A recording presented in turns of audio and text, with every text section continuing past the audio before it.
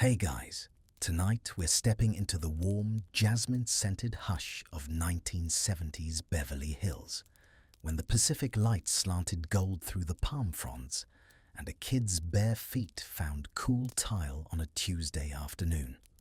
Not the glossy postcard version, the real one. Sprinklers ticking, milk trucks clinking, lemon trees in every backyard. Before you get comfortable, take a second to like and subscribe, but only if you actually enjoy this. Think of it less as a favor to me and more as a way of helping more sleepy travelers find their way here.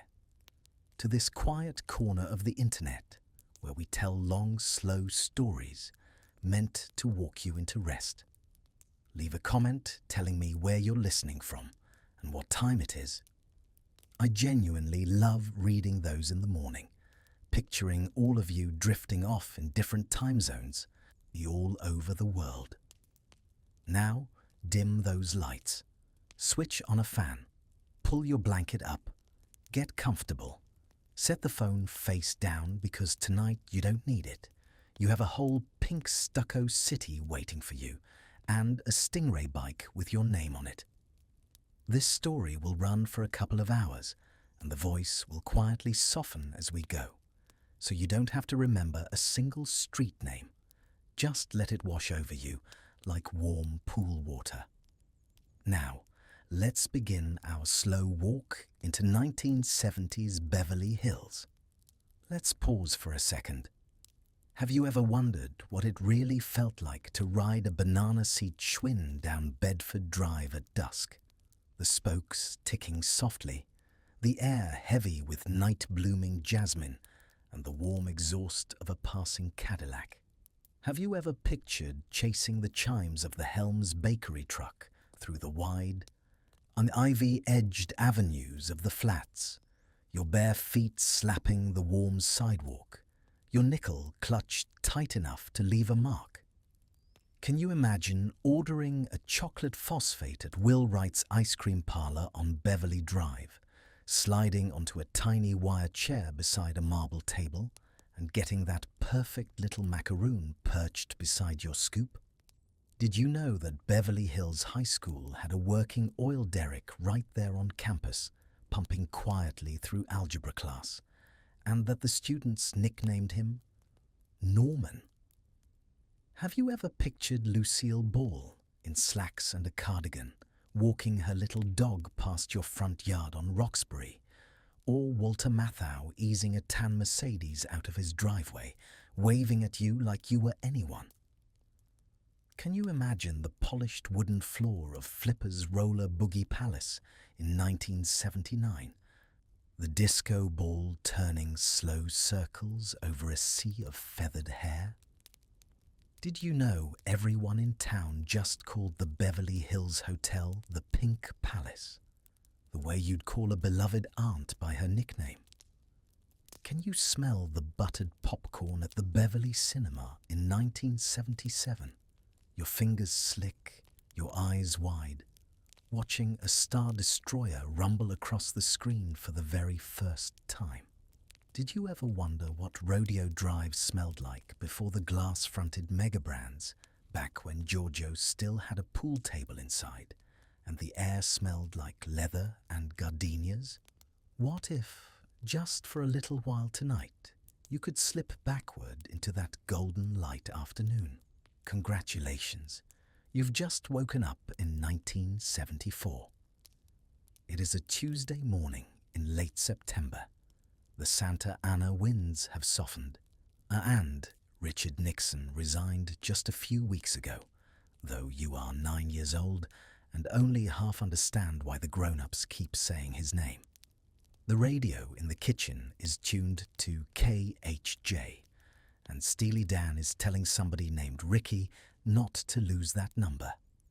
You live in a long, low ranch house on the south side of Sunset, somewhere between Roxbury and Bedford, and your mother is buttering toast in a quilted pink robe while a small, possibly judgmental hummingbird hovers outside the window. Orange blossoms drift through the screen door. Hawthorne Elementary is 20 minutes away. good luck. And so our day begins.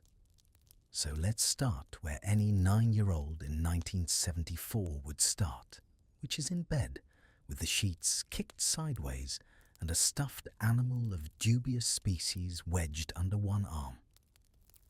Your bedroom has a shag carpet the color of avocado pudding, a popcorn ceiling that you've spent considerable mental energy trying to identify shapes in, and a window that looks out onto a backyard with a kidney-shaped pool, a lemon tree, and a single stubborn bird of paradise plant that the gardener has been threatening to cut back for 3 years. The house itself is what a real estate brochure would call a ranch, which in Beverly Hills means low and long and sprawling, with a flat tile roof, a front lawn so green it looks dyed, and a flagstone path leading to a heavy wooden door with a brass knocker shaped like a lion's head. If you lived a few blocks north, in the hills, your house might instead be a glass and beam mid-century, perched on a hillside like a cat on a fence.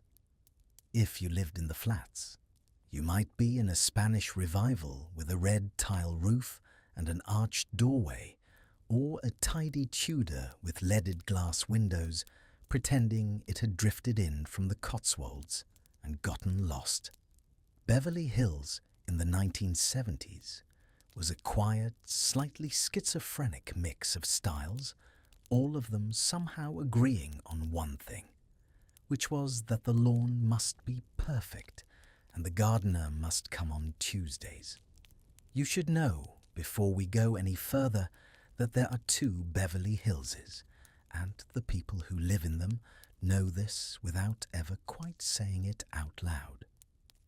There are the flats, the gridded streets between Wilshire Boulevard and Sunset Boulevard, with their broad parkways and their names borrowed from trees and Ivy League colleges. Bedford, Roxbury, Linden, Crescent, Maple, Foothill, Camden, Beverly Drive itself, the spine of the whole thing. The flats are where most of the kids live, where the carpools form, where the trick-or-treating is legendary, where the mailman knows your dog.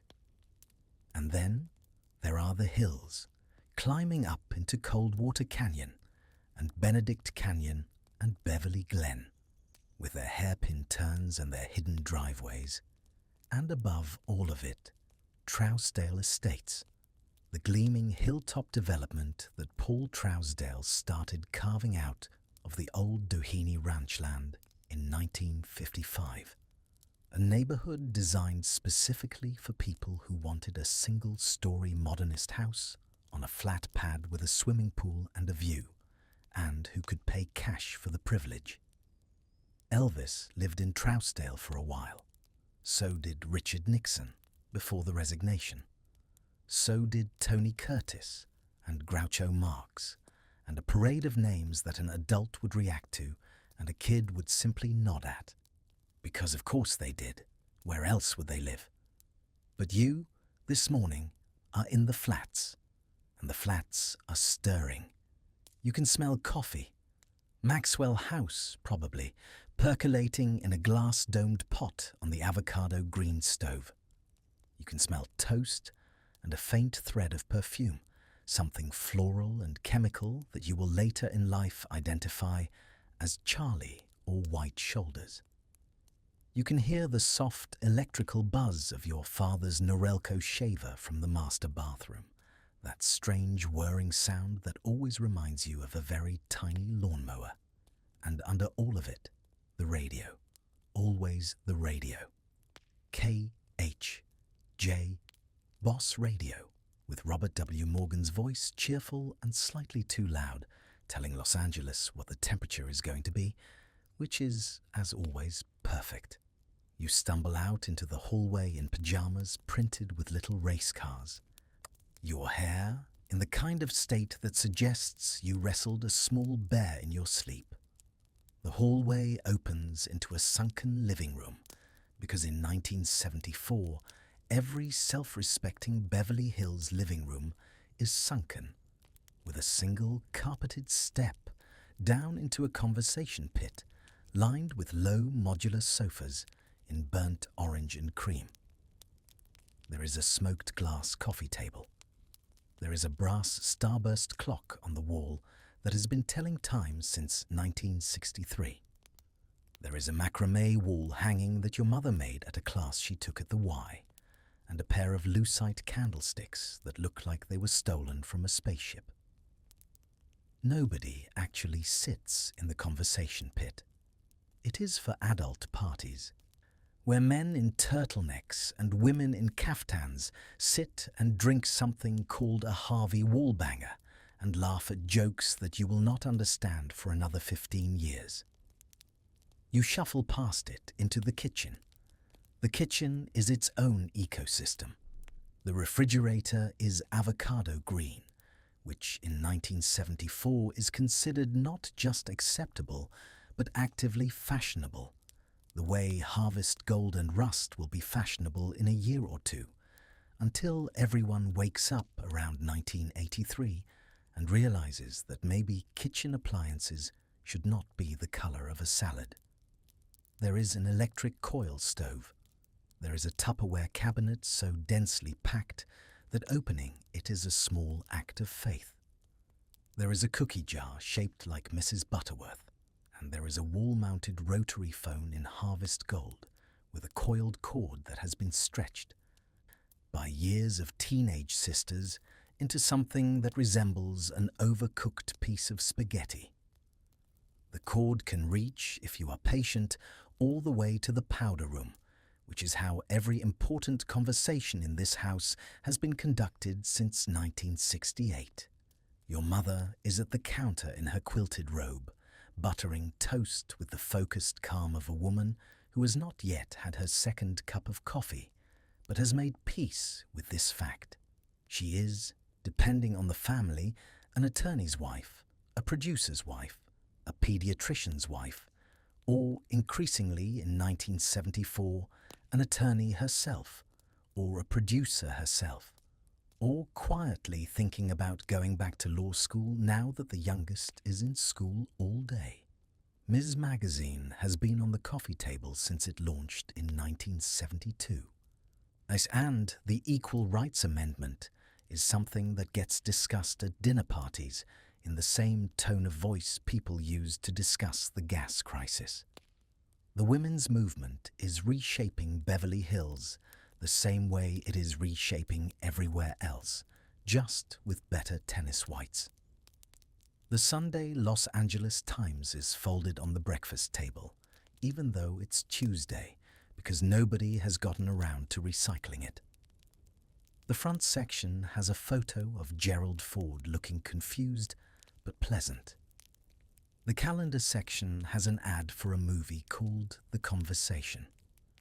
There is a glass bottle of Adore Farms milk on the counter, beaded with gold, because the milkman, an institution that is quietly dying in the middle of this decade, but is still hanging on in 1974, came at 5 in the morning and clinked the bottles into the little metal box by the side door, the way milkmen have done for 50 years. By the end of the decade, that little metal box will hold geraniums. You pull a box of Quisp out of the cabinet, because Quisp is what you have decided your personality is this month. Quisp is a cereal shaped like little flying saucers, marketed by a pink alien with a propeller on his head, and it is, scientifically speaking, mostly sugar held together by hope. Last month, it was Quake. Next month, it might be Captain Crunch, which will tear up the roof of your mouth, or Lucky Charms, which has been reliably ruining American breakfasts since 1964. You pour it into a melamine bowl, splash on milk, and carry it carefully into the den, where the Magnavox console television, a piece of furniture roughly the size of a small car, is already glowing. Saturday morning is when the cartoons truly come. But on a weekday morning, You might catch a few minutes of something gentle before school. Nothing important. Just enough flickering color to soften the edge of consciousness. Your father walks through in a suit that is just barely conservative enough for a Beverly Hills lawyer, which means it is a slightly muted plaid with lapels you could land a small plane on. He smells faintly of pipe tobacco, even though he doesn't really smoke a pipe anymore, and faintly of aqua velva, which is, as far as you are concerned, simply what fathers smell like. He kisses the top of your head, takes a piece of toast from your mother, and gives her the kind of brief, new-practiced morning nod that people who have been married for 15 years exchange when they have already had this conversation in their heads. He drives a Cadillac Eldorado or a Mercedes 450 SL if he leans more European, or a Lincoln Continental if he leans more old Hollywood, or if your family is the slightly more bohemian, art-collecting, tennis-playing kind, a Volvo wagon, which in this neighborhood is considered an act of charming eccentricity. He's going to work at a studio, or a law firm in Century City, or a medical practice on Bedford, or, on certain blocks, an office on the Sunset Strip with a view of the Whiskey A Go-Go, where the morning meetings smell like coffee, and last night. The studios are all within easy commute. Because Los Angeles in 1974 is a city built around the studios the way Detroit is built around cars. Universal is over the hill in the valley. Paramount is in Hollywood. 20th Century Fox is in Century City, on the old backlot they sold off in the 60s to build skyscrapers. MGM is in Culver City. Warner Brothers is in Burbank. Your father will be at his desk by 9, and he will not be home until 7, and somewhere in between he will have a long lunch at La Scala or the Brown Derby, where the booths are deep and the martinis are colder than the air conditioning. You should know that all of this is happening against the soft, persistent hum of the gas crisis. The first oil shock of 1973 has rolled into 1974, and the lines at the Texaco and the Mobil station on Wilshire have, on certain days, stretched around the block. License plates ending in odd numbers can fuel up on odd days, even numbers on even days. Your father gripes about it quietly as he leaves the house. You don't really notice. You are 9. You have quisp. Your mother, meanwhile, is moving in her own rhythm. She might play tennis later at the Los Angeles Country Club or at the Beverly Hills Tennis Club on Maple Drive, or she might swim laps in the backyard pool while the housekeeper hangs the wash. She might volunteer at the school library. She might have a real career in publicity, in real estate, in interior design, in the early stages of a screenwriting practice that she is too modest to talk about at dinner. She is wearing today a wrap dress that Diane von Furstenberg has very recently invented, and a pair of low-heeled sandals, and a thin gold chain. Her hair is feathered because everybody's hair is feathered, even though Charlie's Angels is still 2 years away from making it official. She turns from the counter, hands you a brown paper bag with your name written on the front in marker, and tells you, gently but firmly, that the carpool is in 15 minutes. Inside the bag is a bologna sandwich on Wonder Bread with mayonnaise and a slice of orange American cheese, a hostess fruit pie in waxed paper, an apple that you will absolutely trade away by 10:30, and a small green thermos of high-C orange. Some kids have a metal lunchbox instead, with a matching thermos clipped inside the lid, and the lunchbox is a tiny ad for whatever they love most. Holly Hobby, with her bonnet and her patchwork. The Bionic Woman, mid-jump. The $6 million man, and looking heroic and slightly confused. The Partridge Family, frozen on their psychedelic bus. In a few years, every other kid on the playground will have a Star Wars lunchbox. But in 1974, it is still the Partridge Family who reign. You go back to your room and assemble yourself. Corduroy bell-bottoms in a soft, dignified brown. A striped t-shirt that your mother bought at Sears, possibly with the help of Garanimals. The absolutely brilliant 1972 innovation that put little animal tags on kids' clothes so that any matching animal made a matching outfit, freeing 9-year-olds from the burden of taste. Tough Skins jeans in the toughest of all skins.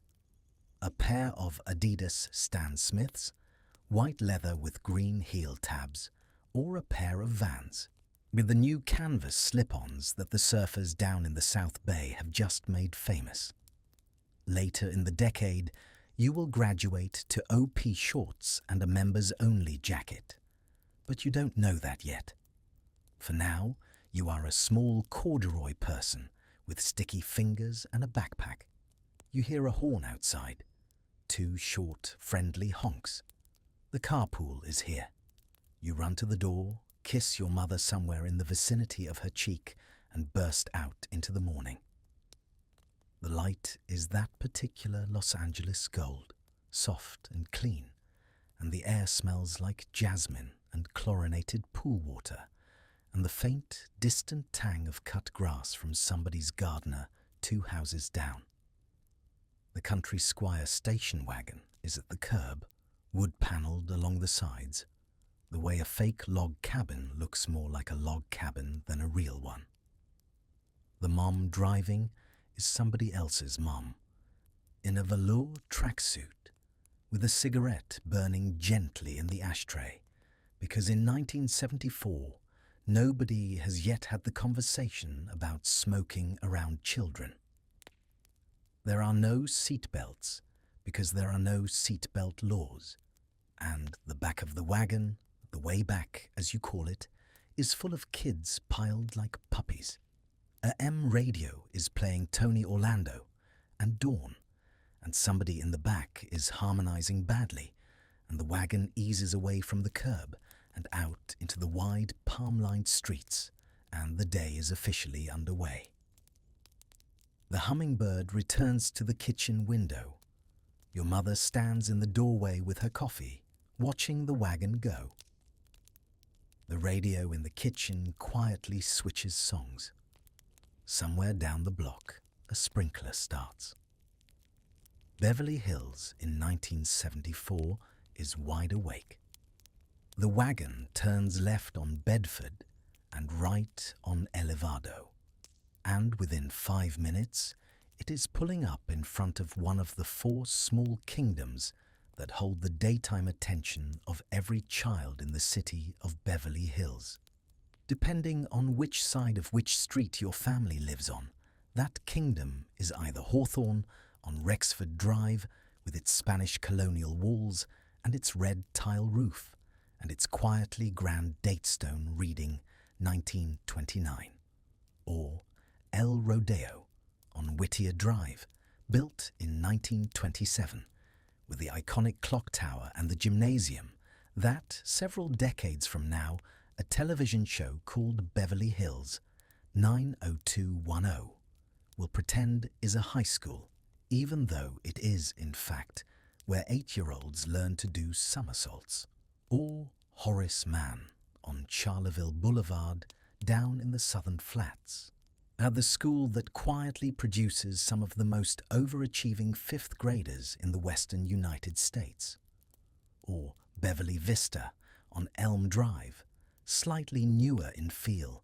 slightly more relaxed, the kind of school where the secretary knows your full name and your dog's full name by the 2nd week. The Beverly Hills Unified School District in 1974 is one of the most absurdly well-funded public school districts in the entire United States. This is not because anyone has done anything especially clever. It is because the property tax base of Beverly Hills in the years before Proposition 13 passes in 1978, is the kind of property tax base that can fund a working oil derrick, a swimming pool with a hydraulic floor, a planetarium, a fully staffed art department, and a music program with actual instruments that students do not have to share. The schools have art teachers and music teachers and full-time librarians and PE teachers with whistles. They have nurses with their own offices. They have somehow never quite run out of paper. This will not last forever. But for now, in your particular morning, it is simply the air you breathe, the way ocean air is just air to a child who lives by the sea. You climb out of the station wagon, swing your backpack onto one shoulder, and join the slow river of small humans flowing through the front gates.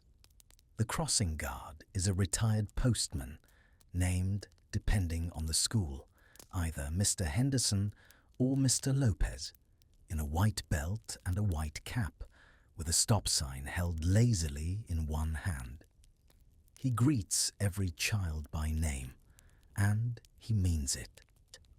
The morning bell rings out across the playground, the kind of clanging metal bell that has been ringing in this exact tone since the school was built, and you walk down a hallway that smells, very specifically, of crayon wax, mimeograph ink, and the faint, sour tang of last week's lost banana in somebody's locker. The mimeograph machine, also known as the ditto machine, is the unsung hero of the 1970s classroom. Your teacher hands out a math worksheet, and the paper is still slightly damp, and the ink is a deep, almost purple blue, and it smells genuinely intoxicating. A whole generation of American children will, decades later, sniff the inside of a paperback book and try to remember why it makes them think of being 7 years old. The answer is the ditto machine, solvent fumes. We were, as a country, lightly huffing our homework. Your classroom has cinder block walls painted institutional cream. There is a pull-down map of the world above the chalkboard, with the Soviet Union still rendered in one enormous pink shape that takes up almost a quarter of the planet. There is a giant analog clock on the wall, the kind with the second hand that ticks audibly, and you will, for the rest of your life, associate the sound of that second hand with the particular boredom of waiting for 2:45 in the afternoon. There is an American flag in the corner, which the class will salute together at the start of every morning, hand over heart, mumbling the Pledge of Allegiance in that beautiful, half-memorized way that children mumble. The desks have attached chairs. The cubby hooks along the wall hold corduroy jackets and the occasional very serious raincoat. Above the chalkboard in a long horizontal strip is the cursive handwriting chart, where capital Q looks like a number 2 and lowercase r looks personally offended. Your teacher, depending on the year, is Mrs. Goldfarb or Miss Ramirez or Mr. Whitfield, who has a beard that the principal has politely asked him to trim. Mrs. Goldfarb wears a polyester pantsuit in a color that can only be described as celery, with a silk scarf knotted at the throat. She is patient and warm and a little tired, and she has been teaching 4th grade since 1961, and she has seen everything. She lights up the classroom by simply walking into it.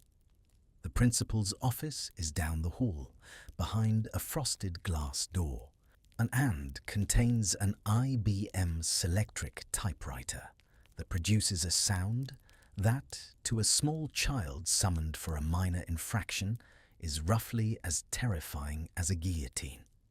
There is also an intercom system, a wall-mounted box that occasionally crackles to life with announcements about the lost and found, the pep rally, the rotation of the lunch menu, and every few months, the fire drill. The fire drills are routine.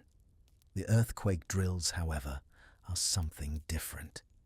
On the morning of February 9th, 1971, at 6 o'clock in the morning, a magnitude 6.6 earthquake had hit the San Fernando Valley, centered near Sylmar, and every child in Beverly Hills had been thrown out of bed by it. The chandeliers had swung. The water in the swimming pools had sloshed out onto the patios. The smaller kids had cried, and the older kids had pretended not to. After Sylmar, the district had quietly rewritten its earthquake protocols, and now, twice a year, you crawl under your desk on command and put your hands over the back of your neck and wait. There are still, in the back of certain supply closets, faded posters from the 1950s showing children doing the duck and cover routine in case of nuclear attack. Nobody really pays attention to those anymore.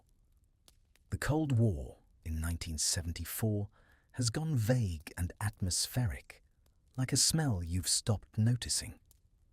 Recess arrives and the playground explodes. Tetherball at the silver poles, where the rope wraps tighter and tighter around the metal until somebody is declared the winner by a margin of 1 inch. Foursquare on the painted concrete, with its complicated, ever-shifting rules that change depending on who is in charge that day.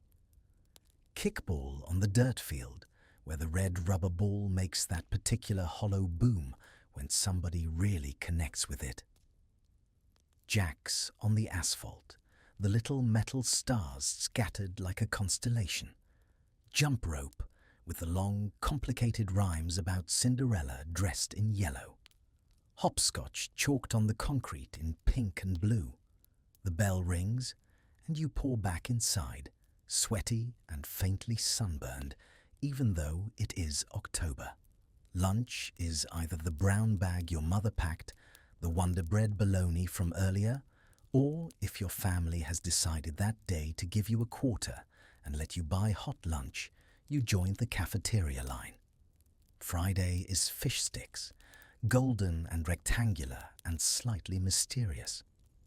Wednesday is pizza, square and faintly sweet. And the way only school cafeteria pizza is sweet, with a tiny pool of orange grease on top. Tuesday is square hamburgers on round buns, which is one of the small unsolved problems of American childhood. Every day, regardless, you are handed a tiny carton of chocolate milk with a little folded triangle on top that nobody can ever open correctly on the first try. After school, the city of Beverly Hills opens up into its second curriculum. The YMCA on La Cienega has after-school swim lessons, where you stand shivering on cold tile in a wet bathing suit while a coach in a whistle yells encouraging things. The Methodist Church has Boy Scouts on Tuesday nights, where you learn knots you will never use. And the brownies meet at someone's mother's house, where the brownies in question are excellent. Stanley Holden Dance Center, which the more serious ballet families take very seriously, turns small girls into tiny, disciplined creatures in pink tights and leotards. Little League plays at La Cienega Park, where dads in plaid pants coach from the third baseline and mothers bring orange slices in Tupperware. Swim team, piano lessons, art classes at the Beverly Hills Public Library, Hebrew school, Sunday school, tennis lessons. The kids of Beverly Hills are, in the afternoons, more scheduled than the studio executives who are their fathers. And looming over all of this, somewhere on the horizon of every child's imagination, is Beverly Hills High School. 241 South Moreno Drive, founded in 1927. The Normans named somewhat optimistically after the Norman conquerors of England, with a knight in armor as the mascot. The high school is its own small civilization, set on a beautiful campus with palm trees and Spanish colonial buildings, and a football field where, on Friday nights, the marching band plays loud enough to be heard from Olympic Boulevard. The alumni list is, frankly, ridiculous. Carrie Fisher, who would walk these halls before she became Princess Leia, Rob Reiner, Albert Brooks, Richard Chamberlain. In the years to come, Nicolas Cage, David Schwimmer, Lenny Kravitz, Jonathan Silverman, Pauly Shore, Angelina Jolie. The school is not a movie set, but it has produced, with unsettling regularity, the people who appear in movies. The student newspaper sometimes interviews graduates who have gone on to become studio heads. The drama department is genuinely competitive. The yearbook, year after year, has the strange and glossy quality of a high-end magazine. Then there is the swim gym. Yes, the swim gym. Beverly Hills High School has a basketball court whose floor, with the press of a button, retracts and folds back on itself to reveal a full-sized swimming pool underneath. This is real. This is not a metaphor. The swim gym was built in 1939, and it appears in the opening credits of It's a Wonderful Life, the 1946 Frank Capra movie, where Jimmy Stewart and Donna Reed dance into the pool by accident, and the floor is the actual floor, the real one, at the real school. To this day, generations of Beverly Hills kids will tell you, in tones of slightly bored pride, that yes, our gym becomes a pool. We've already been there. It's not that big a deal. It is, of course, a very big deal. And then there is Norman. Norman the oil derrick. Standing tall on the campus behind a screen of trees and a tall cylindrical tower painted in the school's colors, the actual working oil well that pumps slowly and steadily under Beverly Hills High, and has, for decades, generated royalty income for the school district. The mascot is the Normans. The oil derrick is named Norman. The royalties pay for things. Years from now, in the next century, there will be a long, anguished controversy about emissions and benzene and lawsuits, and the well will be capped and the structure dismantled. But in 1974, Norman is just a fixture, the way a steeple is a fixture on a church. You can hear him faintly humming if you stand near the tennis courts at the right time of day. The Salter Family Theatre puts on West Side Story and Bye Bye Birdie and the occasional ambitious original musical. And the school's drama productions are reviewed in the local paper as if they were Broadway openings. The football team plays its rivals, Santa Monica and Pacific Palisades, with a fervor that, given the school's other priorities, is genuinely touching. The class of 1976 wears a mood, that whole bicentennial year, of red, white and blue cheerfulness with a faint undertone of post-Watergate skepticism. Teen culture, by the time you are old enough to climb into it, looks like this. The hair is feathered, especially after Charlie's Angels debuts in 1976, and Farrah Fawcett's wings become, for one extraordinary year, the official cosmology of the female head. Levi's 501s are the foundational garment, worn until they fade to the colour of sky. Earth shoes, with their negative heels, make everyone walk slightly tilted backward, which is fine, because everyone is. Fry boots, soft and tan, and exactly right with everything. Puka shell necklaces, clasped at the throat, slightly suntanned. Ditto's jeans, with the famous saddle-stitched yoke that is, in a word, devastating. Dr. Scholl's wooden sandals that clack down the high school hallways with the sound of a small wooden orchestra. On weekends, older kids cruise Wilshire and Sunset in a parent's borrowed car, the AM radio loud, the windows down. They go to the Aquarius Theatre on Sunset to see a midnight showing. They drive to the Century City Mall, redesigned in 1976. They sneak, breathlessly, into the Whiskey A Go-Go on the Strip. The school dances by the late 70s are scored by the Bee Gees, and the senior prom of 1978 is essentially a Saturday Night Fever-themed event.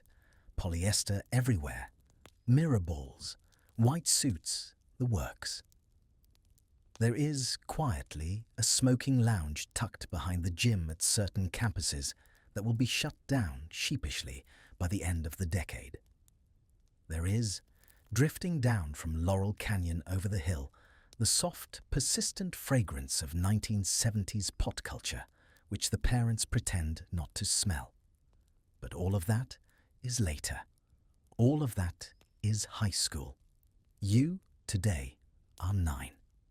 You are sitting at your desk in your 4th grade classroom after lunch, during silent reading hour, holding a copy of The Phantom Tollbooth, or Charlotte's Web, or Mrs. Frisbee and the Rats of NIMH, with the fluorescent lights buzzing softly above you, the linoleum squeaking faintly under somebody's sneaker, the giant clock ticking out the slow descent toward 2:45.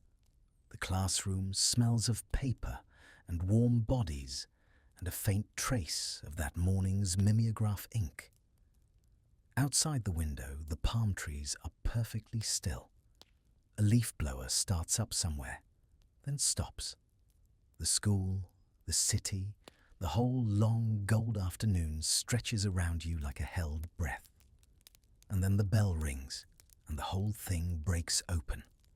The bell rings, and the whole thing breaks open. And somewhere, on the other side of that bell, the city itself is going about its afternoon.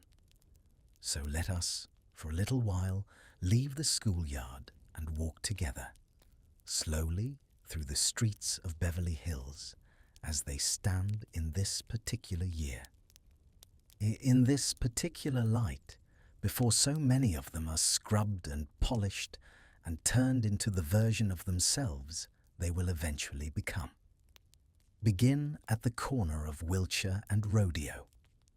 In your head, scrub away everything you think you know about Rodeo Drive, because in 1974, what you think you know is not yet here. Rodeo Drive is, at this moment, a quiet street. There are dry cleaners on it. There are local serving banks and stationery shops and a little pharmacy or two. There are some boutiques, yes, and there is the beginning of something glittering, but there is no marble, no glass cube, no parade of foreign tour buses, no women in sunglasses being photographed eating salads through straws. Rodeo, in 1974, is a wide, sleepy street with parking on both sides and ficus trees giving good shade and the kind of pace where shopkeepers know your mother by name. The change is, however, beginning. A man named Fred Heyman has bought a small boutique in 1968, a place called Giorgio, and he is doing something quietly and stubbornly different with it. He has painted it yellow and white in vertical stripes, like an awning made into a building, and he has put a pool table in the middle of the floor, and he has stocked a bar with cognac, and he has decided, against most retail wisdom, that the best way to sell expensive clothes is to make people not want to leave. Frank Sinatra wanders in. Steve McQueen wanders in. Women on shopping trips spend the entire afternoon and somehow leave with bags. The yellow and white awning of Giorgio Beverly Hills is becoming, even now, a small flag. 2 doors over, in 1968, Gucci has already opened its first Rodeo Drive shop, the green and red stripes neat against the sidewalk. And in 1976, a man named Bijan Paksad will open his eponymous menswear store by appointment only, with a cobalt blue door and prices that even by Beverly Hills standards make accountants flinch. Hermes will arrive later. The transformation is happening in slow motion, one yellow awning, one cobalt door at a time. Walk south now to the Beverly Wilshire Hotel on the corner of Wilshire and Rodeo, opened in 1928 in beautiful Italian Renaissance style. Inside its penthouse, for years and years through this decade, lives Warren Beatty, who pads down the halls in his bathrobe and orders breakfast like a permanent house guest. The hotel has the kind of lobby where you smell leather and cigar smoke, and the perfume of women who have just left, and the doormen know which guests are paparazzi and which are merely curious. Now turn north and walk up Rodeo, past the lower numbered addresses, past the gentle pace of the late afternoon, until you reach Sunset Boulevard. There, set back from the road behind a sweep of palms and a curving driveway, stands the Pink Palace itself. The Beverly Hills Hotel at 9641 Sunset, opened in 1912, painted that exact particular shade of pink that has, somehow, become not just a colour but a feeling. The pink of the hotel is the pink of 1970s Los Angeles distilled. It is the pink of the inside of a seashell, the pink of a sunset over Catalina, the pink of the hotel's own logo on the bathrobes that nobody ever returns. Walk in. The lobby smells of fresh flowers and that faint, indefinable hotel smell that is half furniture polish and half money. Turn left into the Polo Lounge. The walls and curtains are wrapped in green banana leaf wallpaper, designed by Don Loper in the 1940s. And that wallpaper, by the way, will never go away. Not in your lifetime. Not in your children's. The booths are leather. The phones at every table are real, plugged in, so a producer can take a call about a deal at the next table over, which is happening right now, which is always happening. Outside, beyond the glass, is a patio shaded by an enormous old fig tree. Past the lobby, down the path lined with bird of paradise, you arrive at the bungalows, in those small pink and green cottages tucked into the gardens, where Howard Hughes had once kept a permanent reservation, where Marilyn Monroe had hidden for whole weekends, where Elizabeth Taylor had spent 6 of her honeymoons, and the swimming pool, that legendary aquamarine kidney with its striped cabanas and its cabana boys carrying iced tea on silver trays. In 1977, on the morning after the Academy Awards, the photographer Terry O'Neill will pose Faye Dunaway at the edge of this very pool. In a bathrobe, the morning paper at her feet, her Oscar on the breakfast table, her face caught in that particular hangover of triumph. That photograph will become one of the most famous images of the decade, and it will happen here, in the chlorine, in the pink. Drift back down to Beverly Drive, the heart of the local heart, the street where Beverly Hills people actually do their errands. At 414 North Beverly Drive stands Nate and Al's Delicatessen, opened in 1945 by Nate Reimer and Al Mendelsohn, 2 men who looked at the city's transplanted New York Jewish community and built, brick by brick, the deli that community needed. The booths are upholstered in a particular shade of brown vinyl. The waitresses know your order before you sit down. Larry King, every morning, holds court at his usual booth with a stack of newspapers. Jack Benny, before he died this December of 1974, came in for the matzo ball soup. George Burns is here 3 times a week, sometimes with a cigar, always with an opinion. Doris Day occasionally drifts in. The pickles are crisp. The pastrami is exactly right. The corned beef sandwich by itself is approximately the size of a small handbag. A few doors down, the Brighton coffee shop offers the simpler breakfast counter version of the same idea. The Beverly Hills Public Library, in its older, smaller building, smells of old card catalogues and floor wax.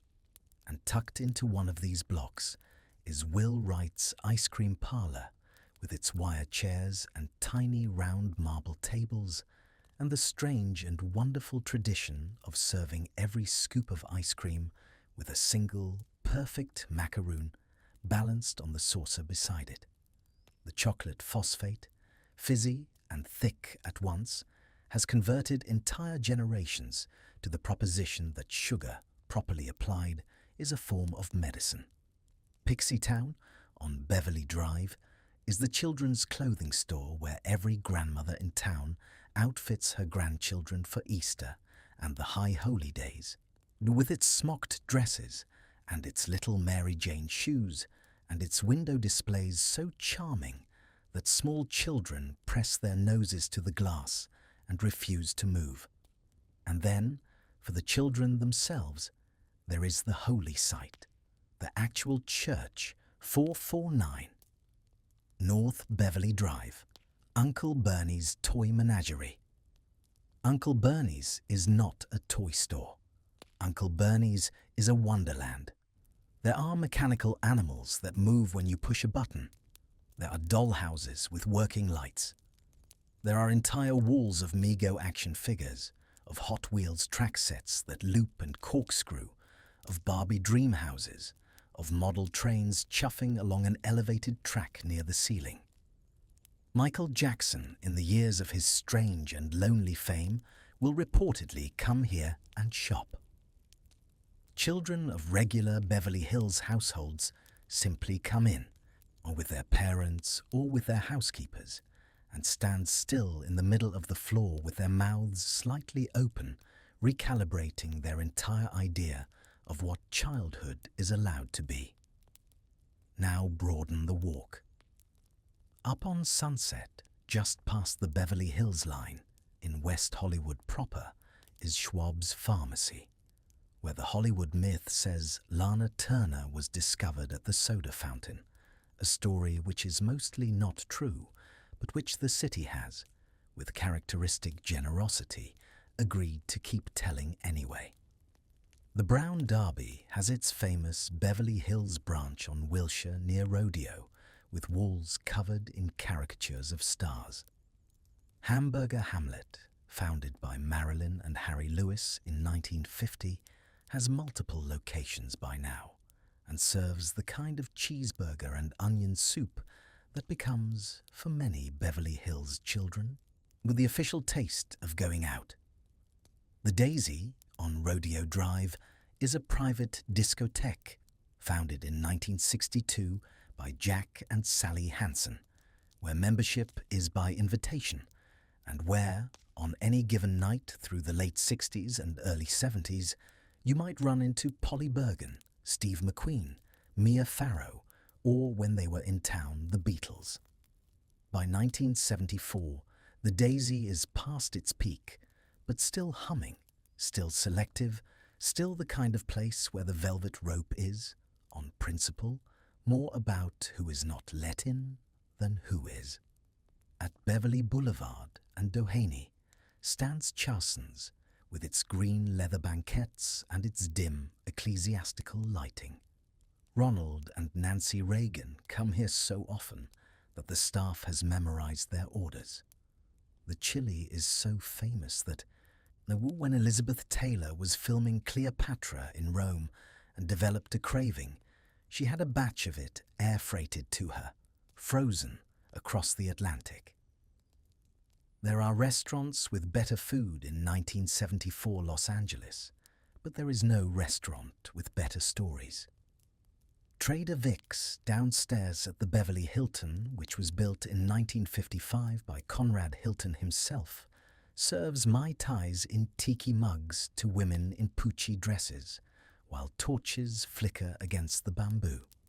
La Scala, which we already mentioned on Beverly Drive, founded by John Leon in 1956, serves the chopped salad that will become, eventually, the official salad of Beverly Hills, the salad against which all other salads are measured and found wanting.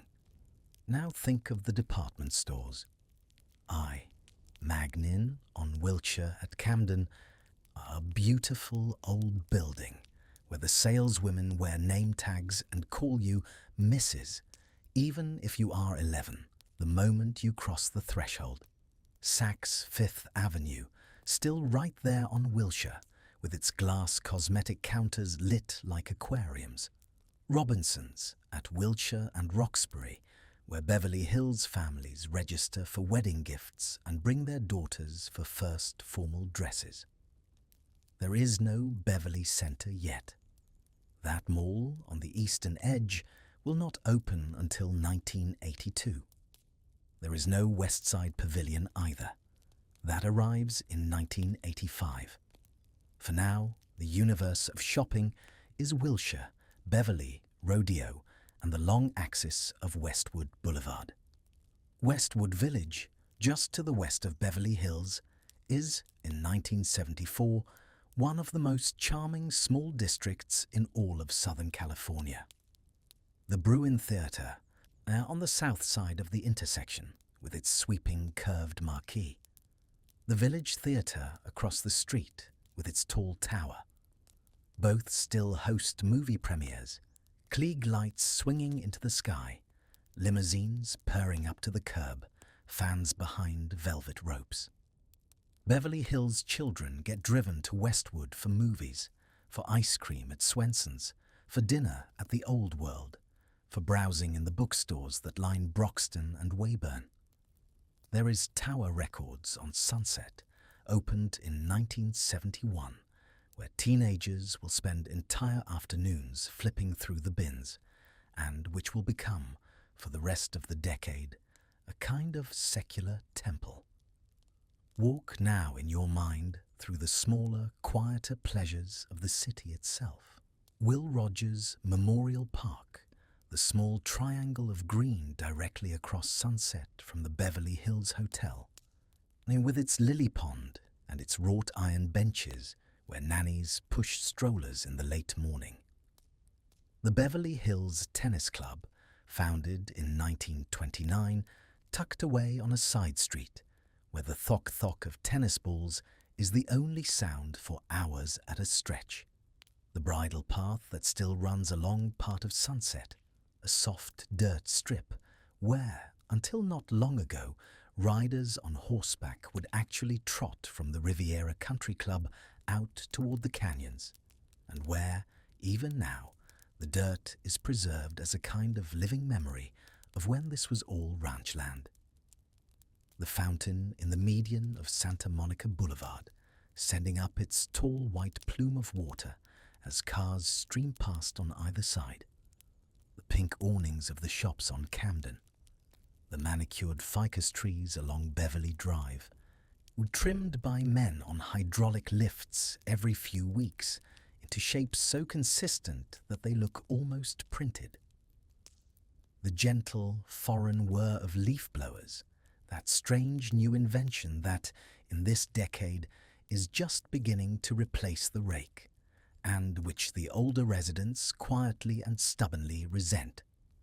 The smell of the city, on a late afternoon walk, is the smell of jasmine layered on gardenia, layered on eucalyptus, layered, faintly and inevitably, on car exhaust from Wilshire.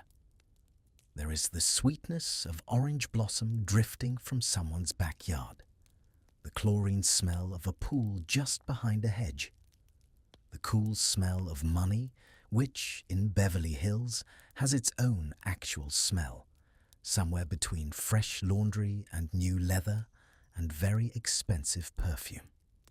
The streets, in this version of the city, are quieter than they will ever be again. There are fewer cars. There are no tour buses. There are no security cameras at every corner. Mr. Wong's grocery on the corner takes your mother's check without ID. The dry cleaner on Beverly Drive remembers which of your father's shirts has the small ink stain. The shoeshine man at the Beverly Wilshire knows 3 generations of every family that comes in. It is, somehow, both a glamorous city and a small town at once. And that small town quality is the part that, when you grow up and try to describe this place to someone who never saw it, will be the hardest thing to explain. By now, the late afternoon light is going gold, and the long shadows of the palms are stretching across the lawns and out into the streets, and the sprinklers are coming on with their soft, intermittent hiss. And somewhere a milk truck is finishing up its last route of the day. The shop owners are beginning to lock up. The mothers are calling the children inside. And if you are 9 years old and your bicycle is propped against the curb outside Uncle Bernie's, this is exactly the time of day when somebody, somewhere, is calling your name. That somebody is your mother, and the school day technically is already long over. Roll the clock back a few hours to the moment the bell rings at Hawthorne, or El Rodeo, or Horace Mann, at 2:45 or 3 in the afternoon, and follow the children out into the long, golden, wide-open second half of the day. The first thing that happens in a Beverly Hills childhood in 1974 is the bicycle. Not just any bicycle.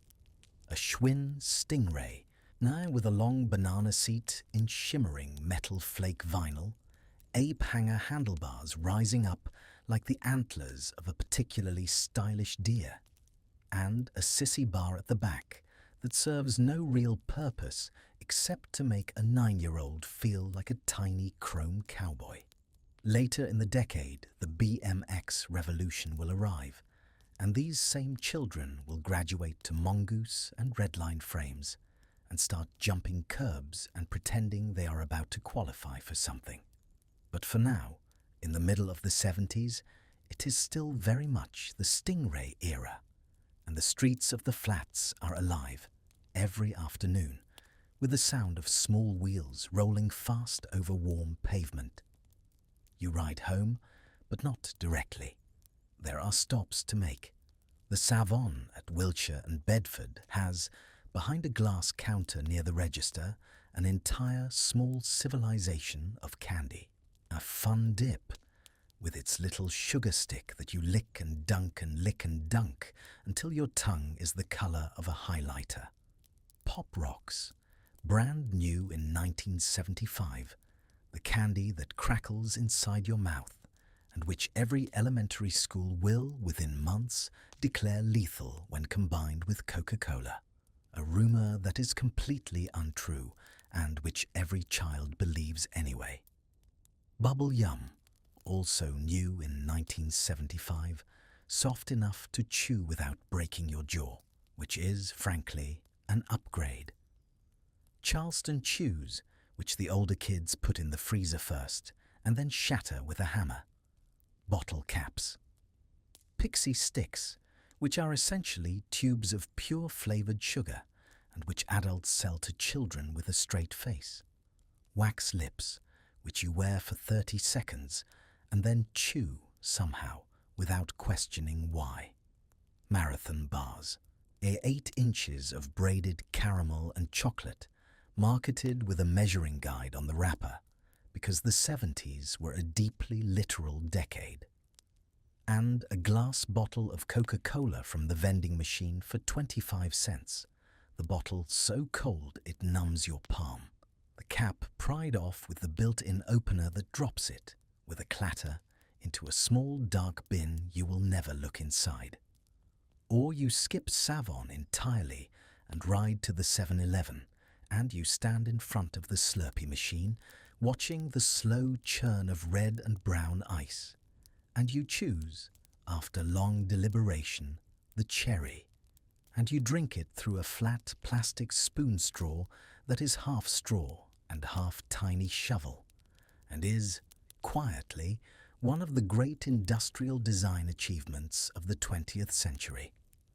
So you ride home with the Slurpee balanced precariously between the handlebars, and by the time you get there, your wrist is sticky, and your mouth is permanently red, and your mother does not even ask. She is watching her stories, or talking on the avocado-green wall phone, or out at tennis, and the house is cool and quiet and dim. And the den, where the Magnavox console television sits like a small piece of furniture pretending to be a piece of furniture, is exactly the place you want to be. You turn the dial. There is no remote. There is, if you are lucky, a UHF tuner that gets the independent stations, and so you can find reruns of the Mickey Mouse Club and the Three Stooges hitting each other on the head with hammers in a way that, in 1974, no one has yet decided is a problem.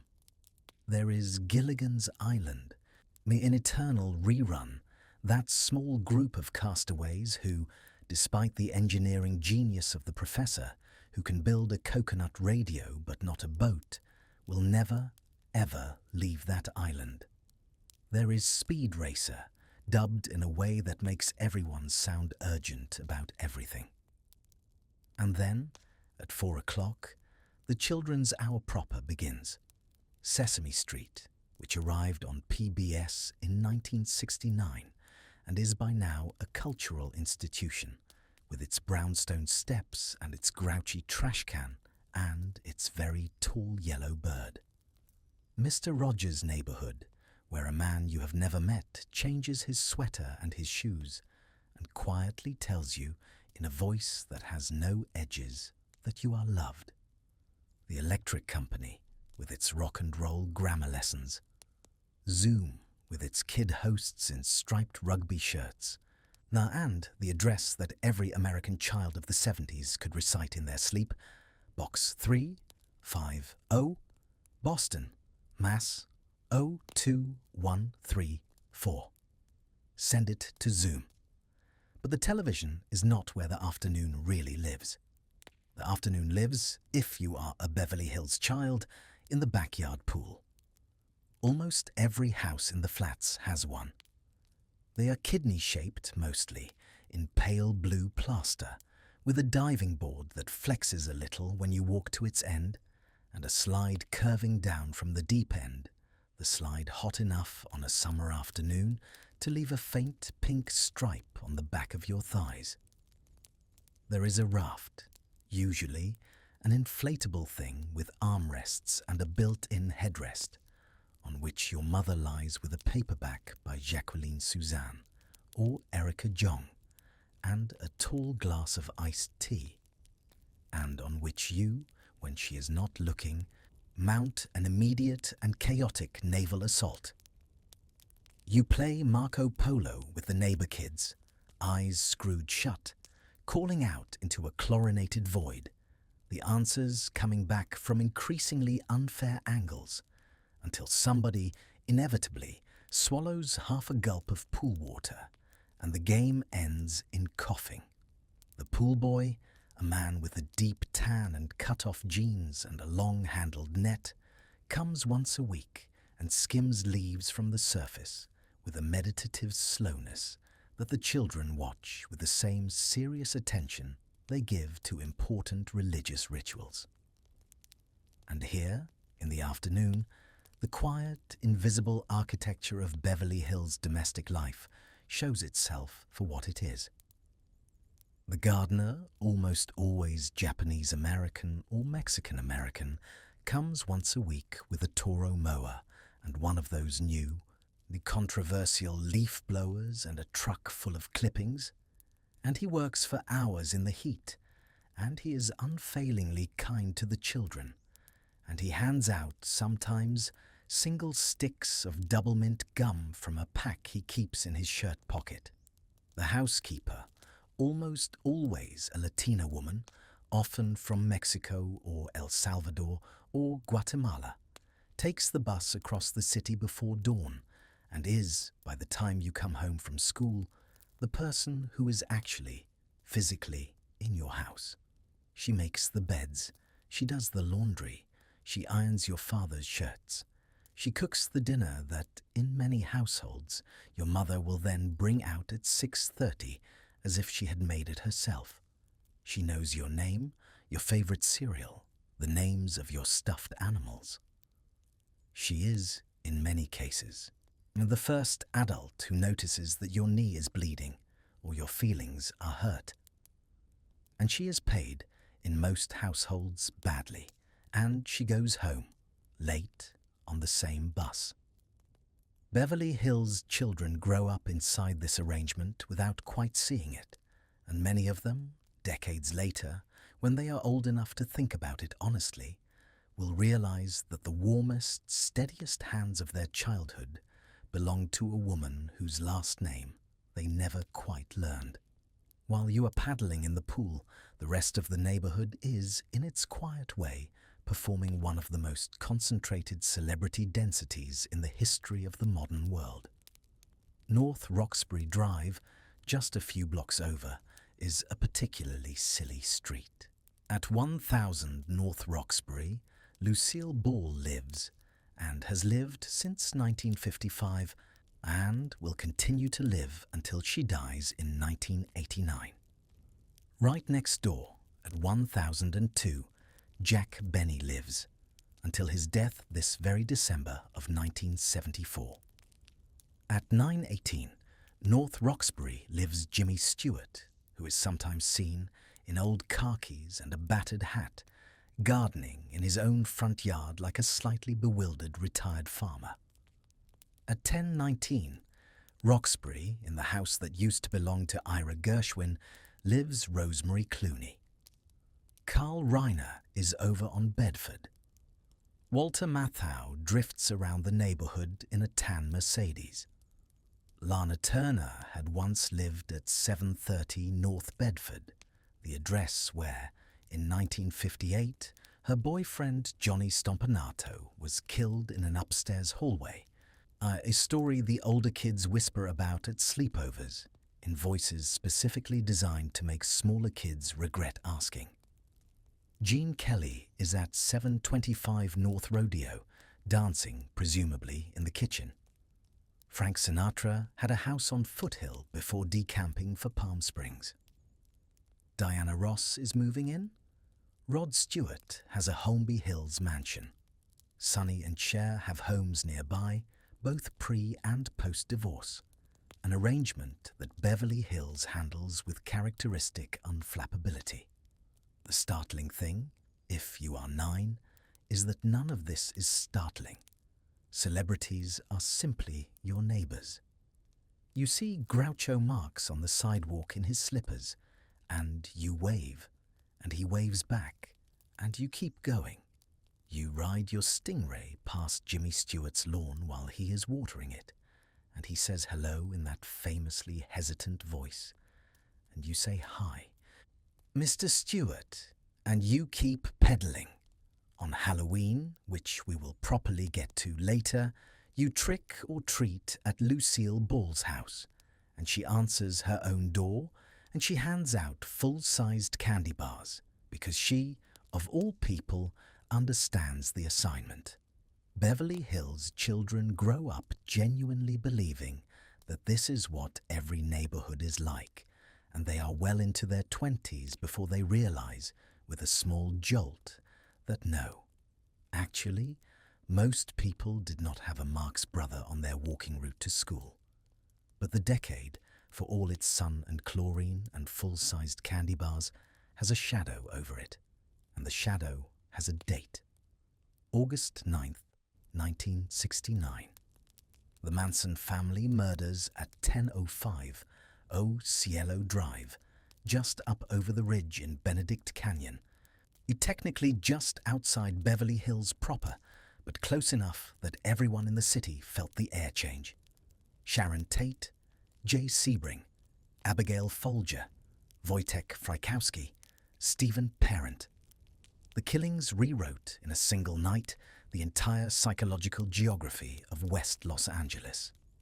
Beverly Hills parents, who had previously left their front doors unlocked, started locking them. Alarm systems were installed. Security companies, like Bel Air Patrol and Westec, began rolling slowly through the streets in white sedans with bubble lights on top. Trousdale, up the hill, started growing its first rash of security gates. And a few years later, in 1977 and 1978, the Hillside Strangler murders, terrorizing the city for months, will return everyone to that same low, watchful unease. Children of this era are told, repeatedly and gently, not to talk to strangers, and the warning carries a real weight because the adults around them have not entirely recovered from the summer of 1969, and probably never will. Still, in the afternoon light, that shadow stays mostly at the edge of vision. You ride your bike to Roxbury Park, between Roxbury and Olympic, with its broad green lawns and its tennis courts and its baseball diamonds. And, in one quiet corner, the lawn bowling green where impossibly old men in white pants roll heavy balls across grass cut to the precision of a putting surface. You go to La Cienega Park for Little League. You take, on a special Saturday, a trip up to Greystone Mansion, the old Doheny estate that the city of Beverly Hills bought in 1965 and finally opened to the public as a park in 1971. And you wander the formal gardens and peer in the windows of the mansion itself, which is dark and beautiful and strangely empty, and which feels, in the way that mattered most to a child, exactly like the kind of place where a movie should be filmed, which it constantly is. There is Will Rogers State Historic Park out toward the Palisades with its polo field. There is Franklin Canyon Park hidden in the hills with its pond and its eucalyptus groves and the strong, slightly headachy smell of dry brush in summer. On bigger Saturdays, the family piles into the station wagon and goes farther. Magic Mountain has just opened in 1971 up in Valencia with its terrifying new wooden roller coaster called the Revolution. Disneyland, an hour south on a good day, 2 hours on a bad one, with the same orange groves still standing in places along the route. Knott's Berry Farm, with its Old West Main Street and its boysenberry pies. The Santa Monica Pier, with its carousel and its salt air. The crumbling, ghost-haunted ruins of Pacific Ocean Park, which had closed in 1967 and was, by the mid-70s, slowly being torn down by ocean and fire. And, always, in the back of the wagon, no seat belts in sight, 3 or 4 children sprawled on the rear-facing third-row seat, making faces at the cars behind you on the freeway. The soundtrack of these afternoons, drifting from kitchen radios and pool speakers and the open windows of passing Cadillacs, is the AM Radio Top 40. KHJ. Kung Fu Fighting by Carl Douglas.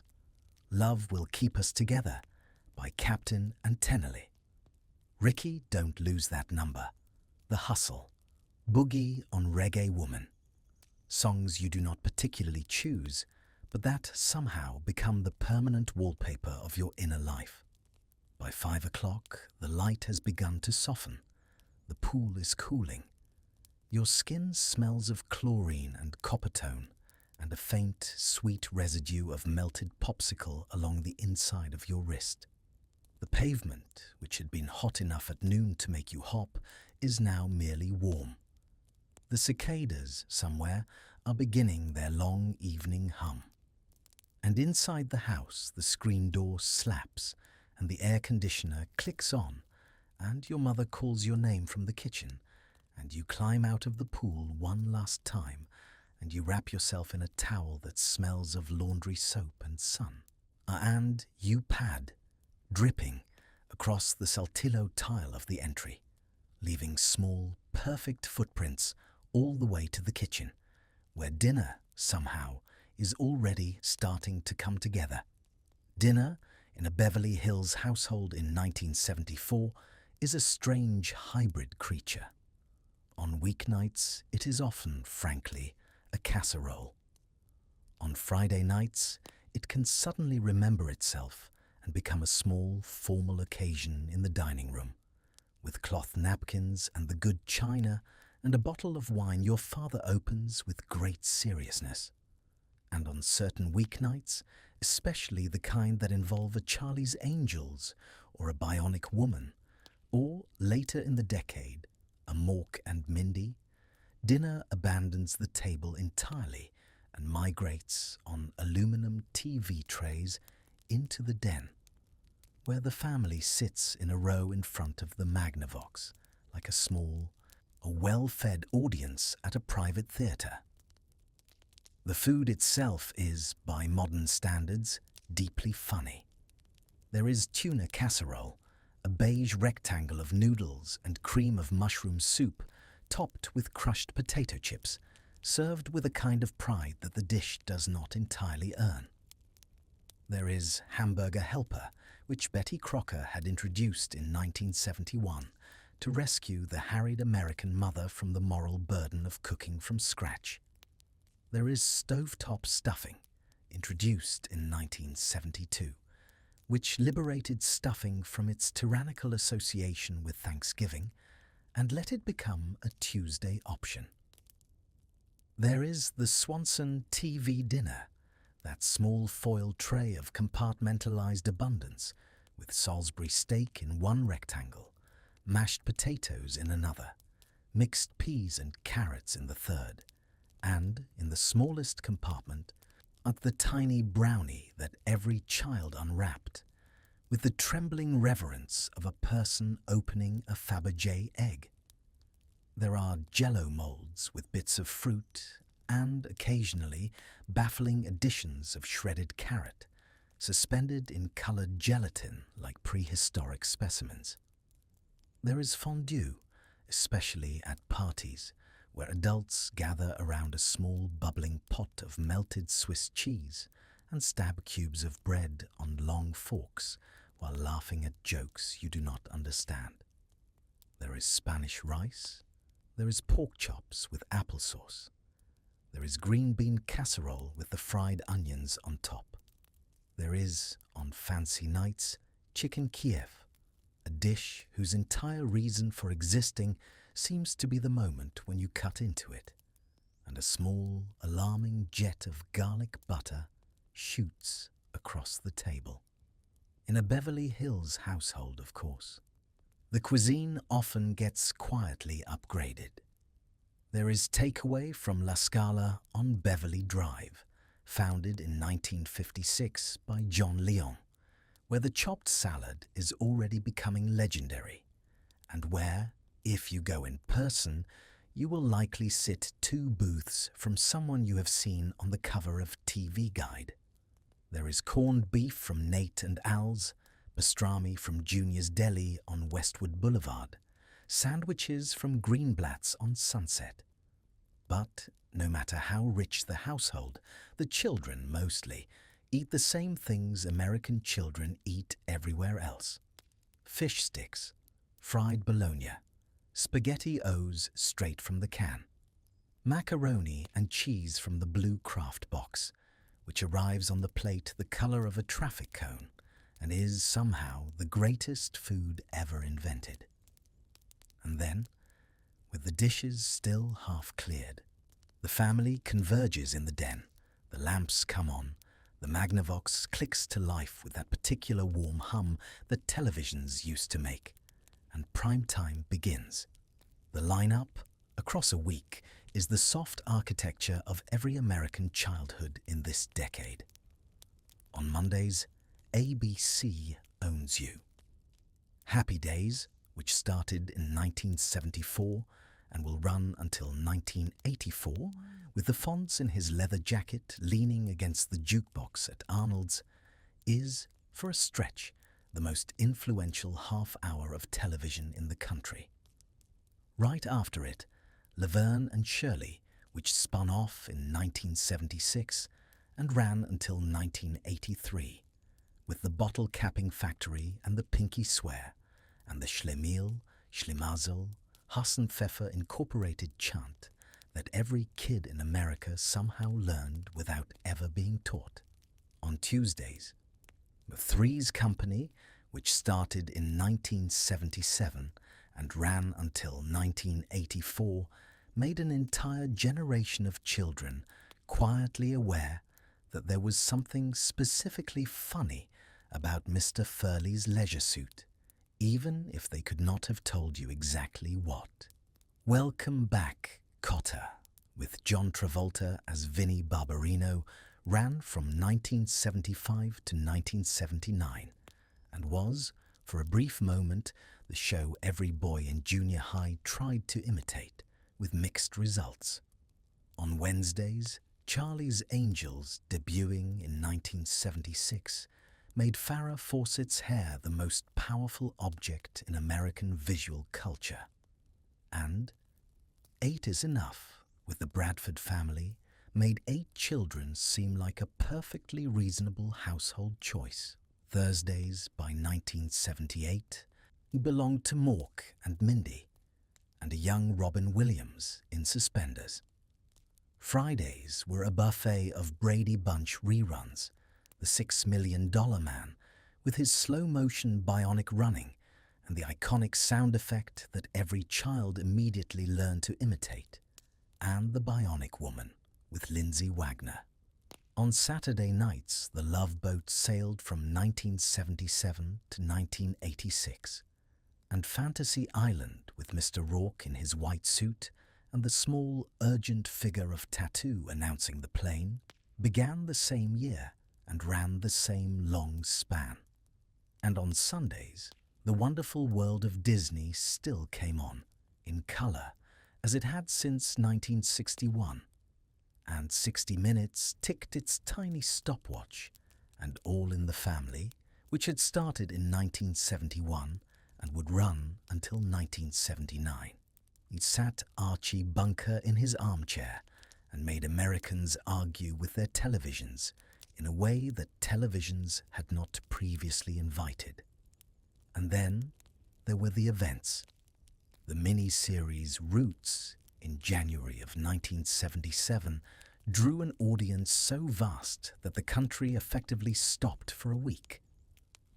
Beverly Hills households watched it, and Compton households watched it, and rural Mississippi households watched it, and for those few nights, the country was, briefly, a single living room.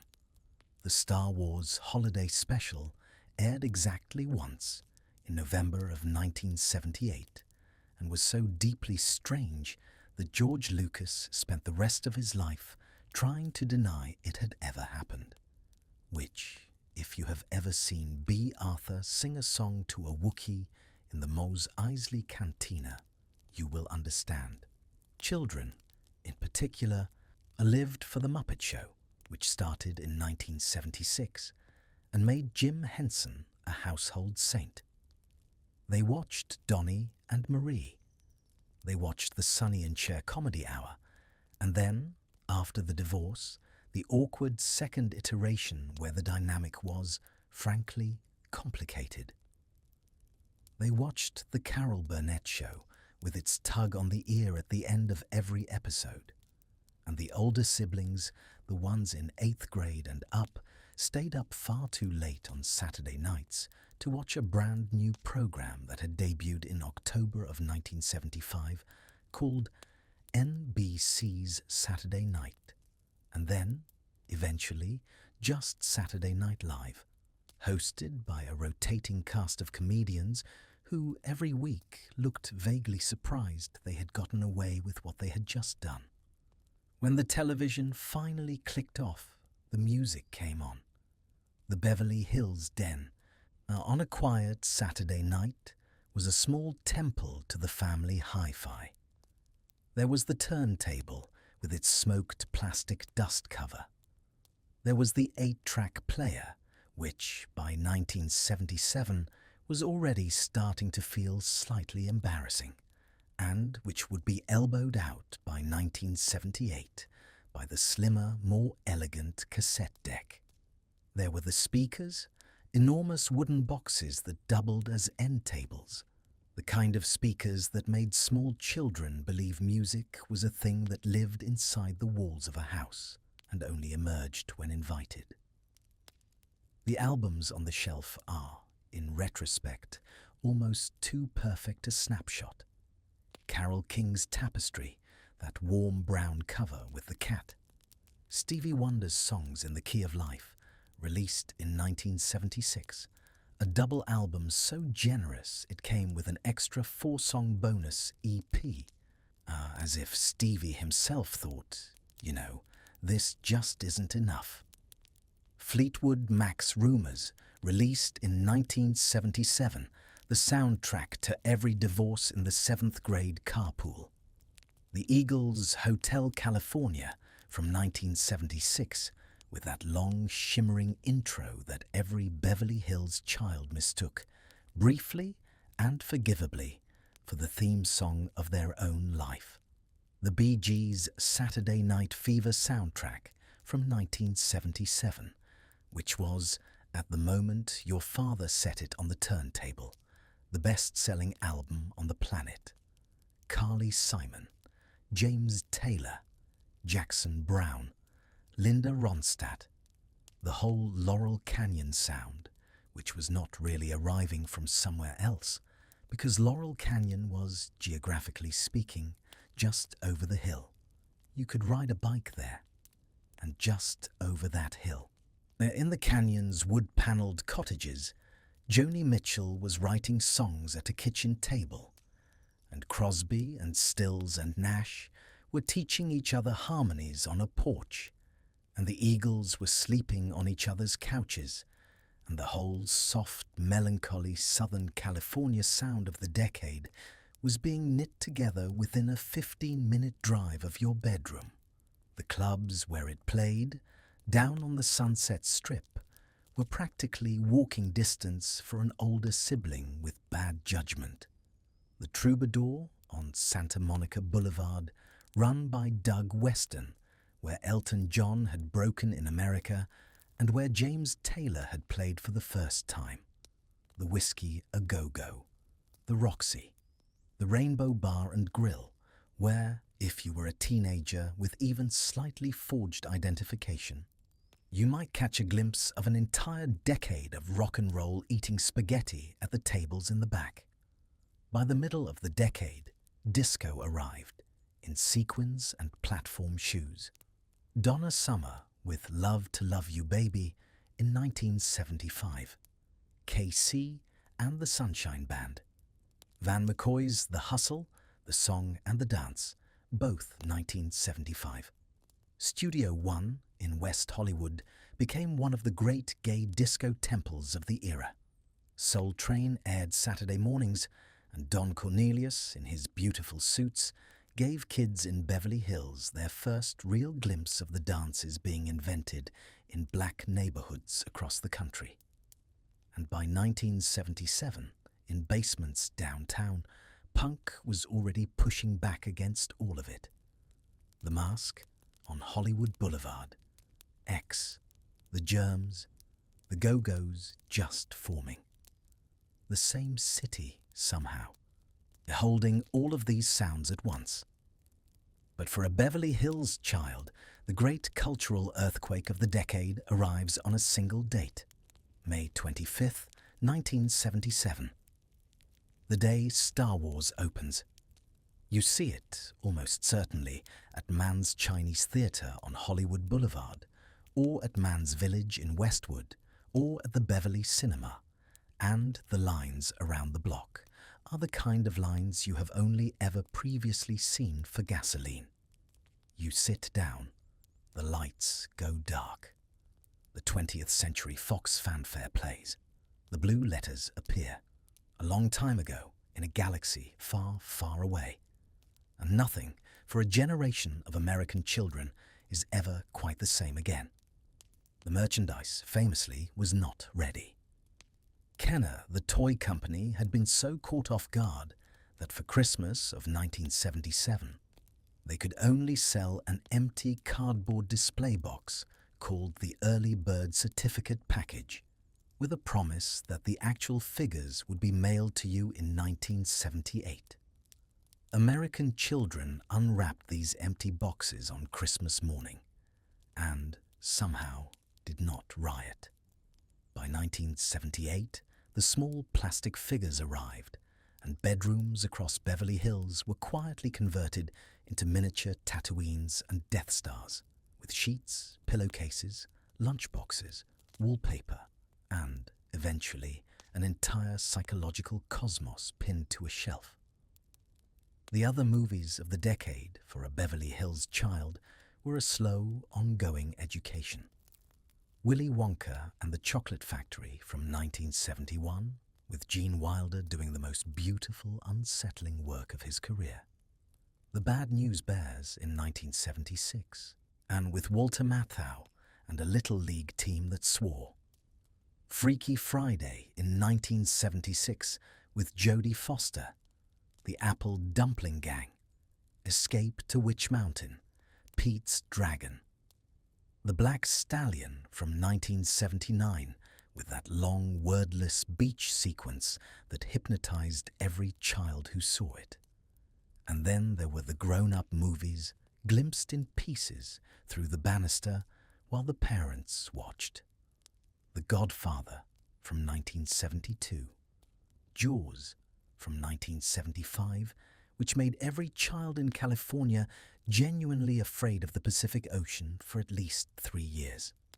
Rocky in 1976, Saturday Night Fever in 1977, Grease in 1978, Animal House, also 1978, which the older brothers quoted obsessively, Kramer versus Kramer in 1979, which made every child in carpool quietly check on their parents' marriages, and Apocalypse Now, that same year, which the dads watched with a strange, faraway look that you did not entirely understand.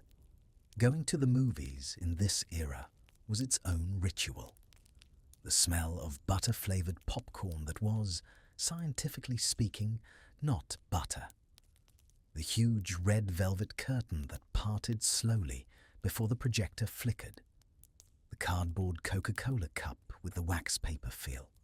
The previews. The certificate that said the film had been approved for general audiences in those reassuring green letters.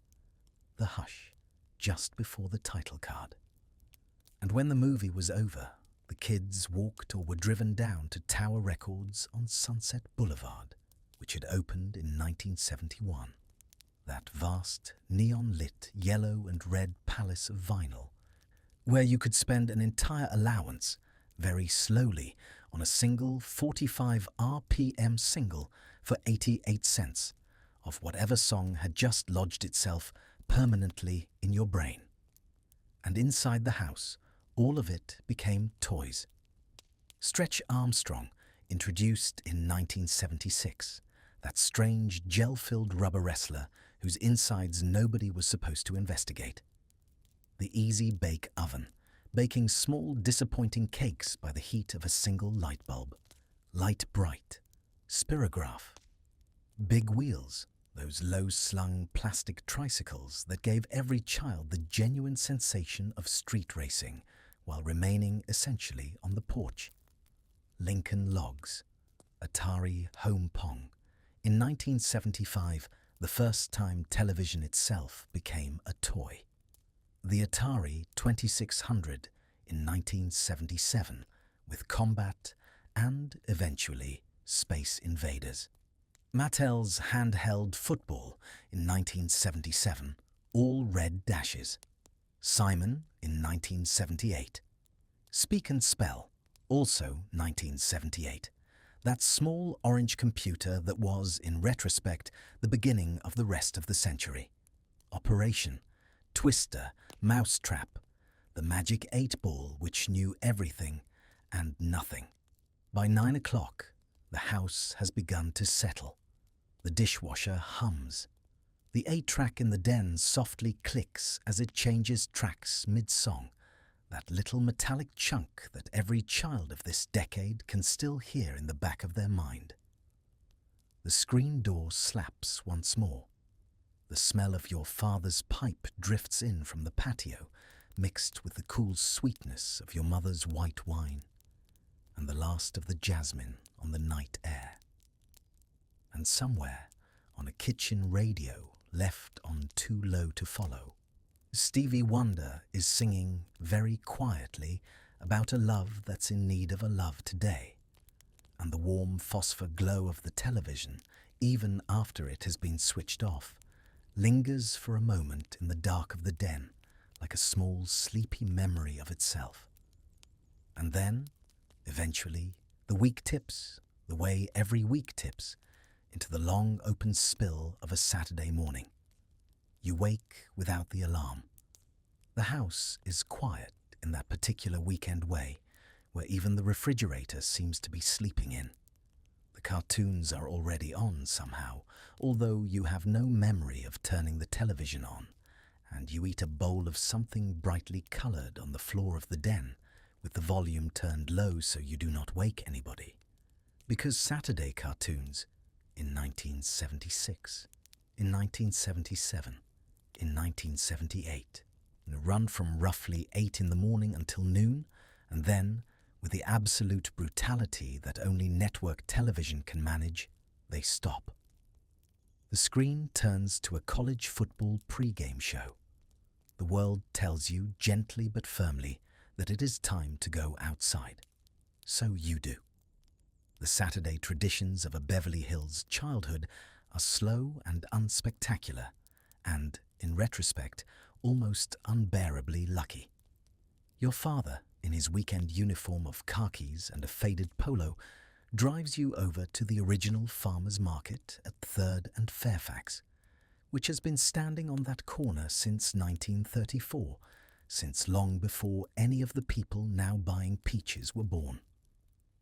You walk between the open stalls, the wooden roof beams overhead, the hand-painted signs, the smell of fresh rye bread from one stall and roasted coffee beans from another, and the warm sugar fog drifting out of Bob's Coffee and Donuts, where you are allowed on Saturdays to choose one donut, slowly and seriously, as if the future of your entire life depends on the decision.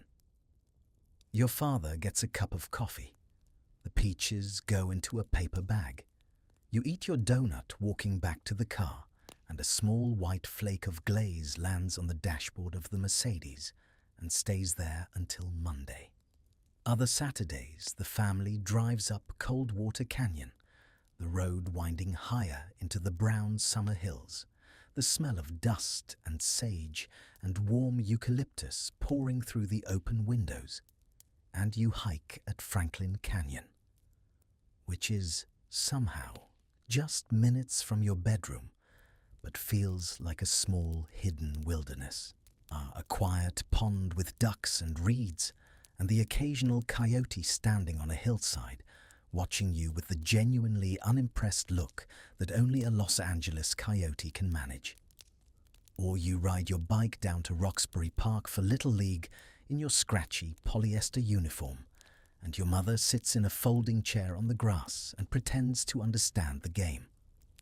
Or the family drives downtown to Olvera Street with its mariachi music and pan dulce, or to the La Brea tar pits, where you stand at the edge of the bubbling black pit and contemplate, with the existential gravity of a 9-year-old, the slow disappearance of mammoths. Or you walk through the original buildings of LACMA, opened in 1965, the cool, dark galleries a relief from the heat of the parking lot. Sundays were softer still. Brunch at the Polo Lounge, where your father knew the maitre d' by name, and you watched, half aware, a producer 2 tables over closing a deal over Eggs Benedict, or pancakes at Hamburger Hamlet, or, for the truly serious, the long drive downtown to the original pantry, that 24-hour diner where the bread came in a basket the size of a small ottoman, and nobody, ever, in the history of the place, had been turned away. And then there were the Sunday drives, which were, in the 1970s, still a thing that families genuinely did. Your father would announce, with the offhand grandeur of a man who has finished his coffee, that you were going for a drive, and you would all pile into the car, and he would head west on Sunset, and Sunset would, over the course of about 30 minutes, become Pacific Coast Highway. The ocean would appear, in that sudden Southern California way, like somebody had pulled a curtain. You would drive past the Malibu colony where Linda Ronstadt lived, and where Larry Hagman, between seasons of a show called Dallas, walked the beach in a caftan.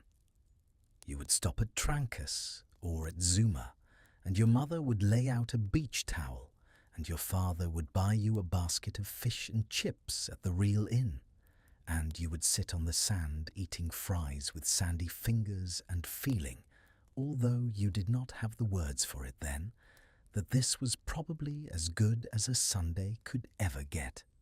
Other times your father drove the other direction, south to Manhattan Beach, where the houses were smaller and the surfers were better, or up Mulholland Drive, slowly, slowly, while the city below began to put on its evening clothes. Now the lights coming on in long shimmering grids, the planes drifting in toward LAX. The whole great glittering basin spreading itself out beneath you like a quilt somebody had thrown over the world. And then the calendar turned, and the holidays came. Halloween in the flats of Beverly Hills was, frankly, legendary. The streets were short, the houses were close together, and the candy budget of the average household was, let us say, generous. You wore a homemade costume, or one of the plastic Ben Cooper costumes from the drugstore, the kind that came in a flat cardboard box with a window in the front, the mask attached by a thin elastic band that always snapped halfway through the night. You were Spider-Man, or Wonder Woman, or Casper, or Cinderella, or, after 1977, you were a slightly underwhelming homemade version of Princess Leia, with 2 cinnamon buns of brown yarn pinned to the sides of your head. You carried a pillowcase, because plastic pumpkins were for amateurs. And you went door to door, and the doors that opened were, in retrospect, almost absurd. Lucille Ball, herself, opened the door at 1000 North Roxbury in a housecoat, and dropped full-size Snickers bars into your pillowcase with the wry, slightly tired smile of a woman who had been doing this for decades. Jimmy Stewart, 2 doors down at 918, answered his own door, and he was, somehow, even taller and gentler than he was on television. Rosemary Clooney, at 1019, sang a few bars of something to make the kids on her porch laugh.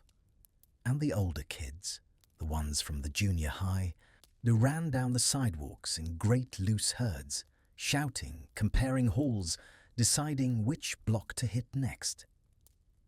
In the background, on the radio and in every newspaper, that strange 70s panic was unfolding, the one about razor blades hidden in apples and pins in candy bars, a fear that turned out, in nearly every case, to be much more rumor than reality, but which sent every parent in America into the same Halloween night ritual, the kitchen table covered in a small mountain of candy, your mother methodically inspecting every wrapper while you sat across from her, slowly losing your mind. Then, Thanksgiving. turkey at home or at a grandparent's house, or, for the truly Beverly Hills families, a long catered affair with a butler in a white jacket. The Macy's parade on TV in the morning, non balloons drifting through Manhattan in a city you had only ever seen in movies. Football in the afternoon, pumpkin pie, the smell of roasting things, and your mother's good perfume. For many, many Beverly Hills families, the next holiday was Hanukkah, because Beverly Hills was, and is, a deeply Jewish city, and the menorah went into the window at sundown, and somebody lit the candles, and the latkes came out of the kitchen on a platter, fried that morning by the housekeeper, or picked up that afternoon from Nate and Al's, or from Junior's over on Westwood. There were dreidel games on the carpet, with chocolate gelt in gold foil, and there were 8 nights of small wrapped presents, each one slightly less serious than the next, and the whole festival was, somehow, both ancient and brand new every single year. Christmas in Beverly Hills. This was a strange and lovely production. Rodeo Drive lit itself up in long ropes of cool white lights, and the ficus trees on Wilshire wore tiny bulbs all the way up their branches. And the lobby of the Beverly Hilton held a Christmas tree the size of a small building, and the Beverly Hills Hotel decorated everything in pink and green and gold, as if Christmas had been specifically invented for the Pink Palace.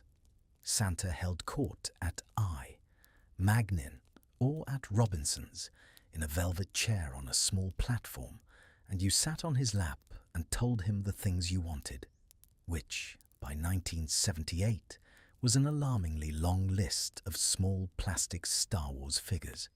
New Year's Eve was the Rose Parade in the morning, on television. All those cold florists in Pasadena who had been awake since 2 in the morning, pinning the last carnations onto a float shaped like a swan. Then the Rose Bowl game in the afternoon.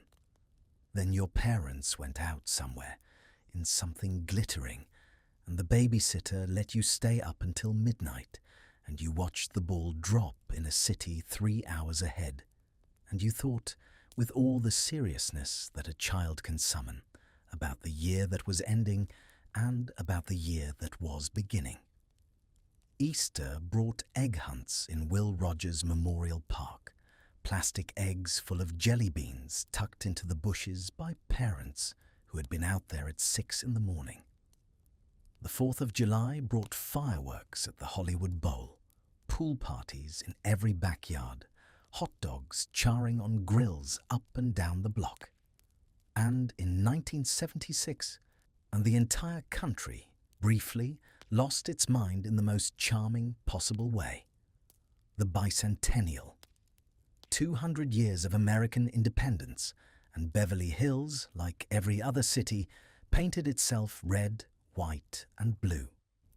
The tall ships visited New York Harbor, and you watched on television. There was a parade down Wilshire Boulevard, with floats and bands and small children waving flags. Your mother bought a bicentennial mug. Your kindergarten class made tricorn hats out of construction paper. And for one hot, optimistic summer, the country looked at itself in a way that, perhaps, it had not in some time. But every era, in the end, has its quiet ending. And the ending of this particular era began in California in June of 1978, when the voters passed Proposition 13, which capped property taxes, which sounded, on the surface, like a small accounting matter, but which, in fact, would slowly and stubbornly rewrite the entire model of how California schools were funded. The Beverly Hills schools, with their oil derrick and their swim gym and their ditto machines, would, of course, weather it better than most. But something, somewhere, had quietly turned. Then, in 1979, the second oil crisis hit, and the lines at the gas pumps came back, longer this time, and your father, in the Mercedes, sat at the curb at a mobile station on Wilshire, drumming his fingers on the steering wheel, while the radio played a song you could no longer dance to without irony.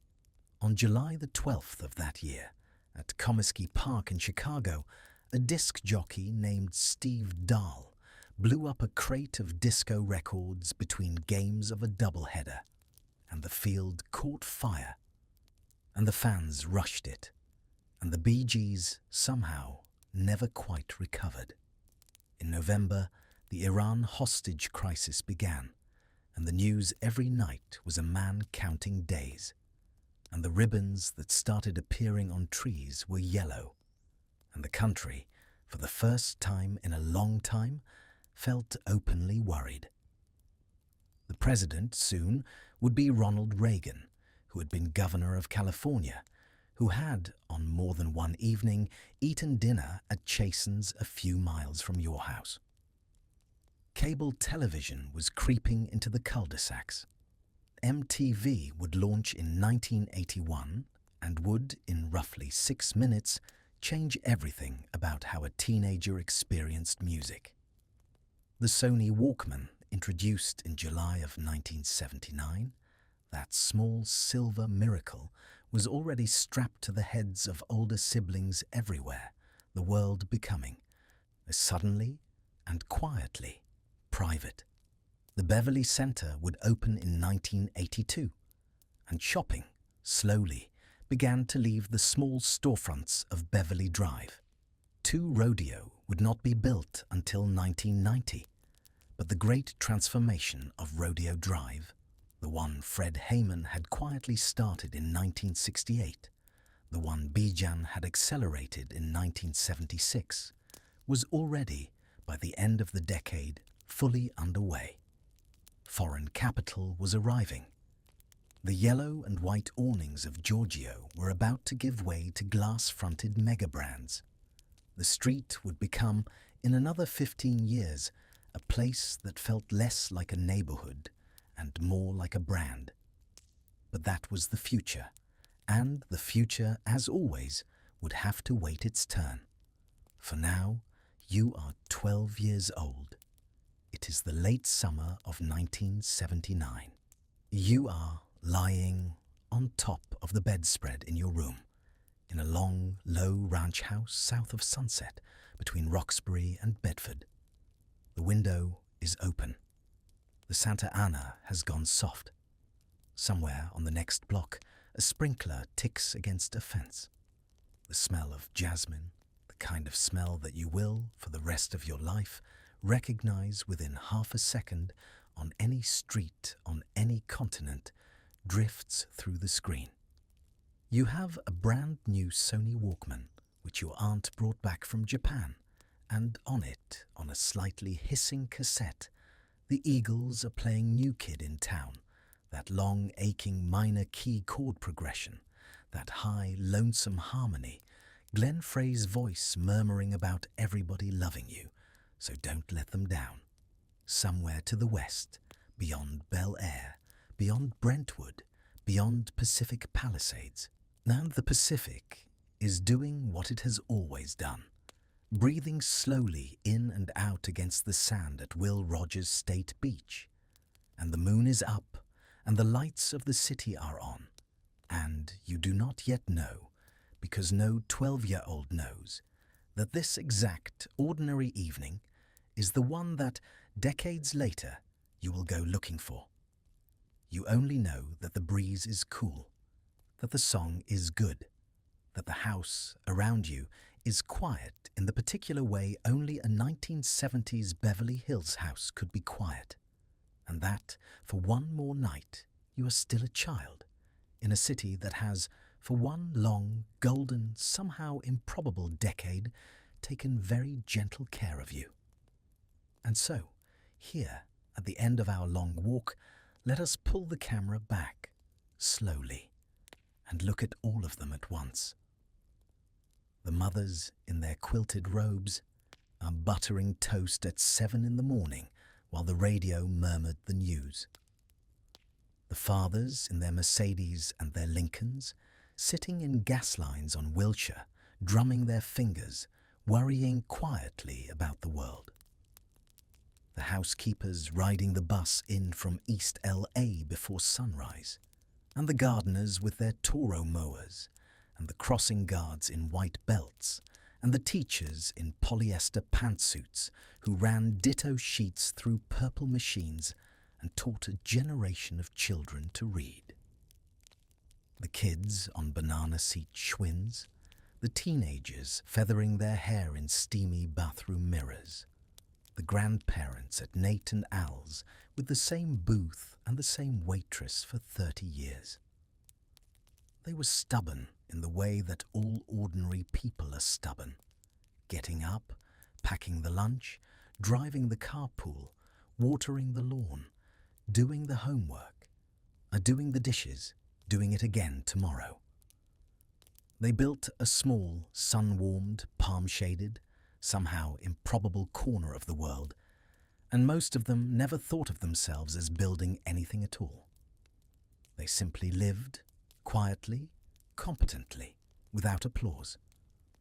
They were not perfect, and they would be the first to tell you so. They smoked too much. They drank martinis at lunch. They missed things in their children that they would, much later, wish they had seen. They lived inside a city of enormous privilege, and they did not always understand fully who was making their beds and mowing their lawns and standing politely in their kitchens. But they were doing their best, with the world they had been handed, with the tools and the language and the music of their time. They loved their kids. They tried.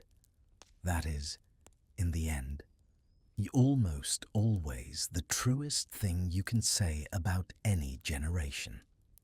Tonight, as you lie in your warm bed, with your phone face down on the nightstand and your streaming service waiting patiently in the dark, with the air conditioning humming softly and the world only a thumb tap away, maybe spare a quiet thought for them. For the woman inspecting Halloween candy at the kitchen table, for the man in the El Dorado in the gas line, for the kid on the banana seat, for Lucille Ball at her front door with a bowl of full-size Snickers, for the housekeeper on the bus watching the sun come up over the freeway. They cannot hear you thank them, but you can, all the same. And now the room is quiet. The story is very nearly over. You may, by now, already be drifting, and that is exactly as it should be. Picture, one last time, that open window, the breeze coming through, the jasmine, the slow, patient breathing of the Pacific, somewhere out beyond the hills. The Walkman, still warm in a child's hand, the cassette still turning, the harmonies still folding gently around each other in a long, aching minor key. The night is wide. The pillow is soft. The story stays with you. Sleep well, traveller. Rest deeply. Good night from 1970s Beverly Hills. Good night. Good night.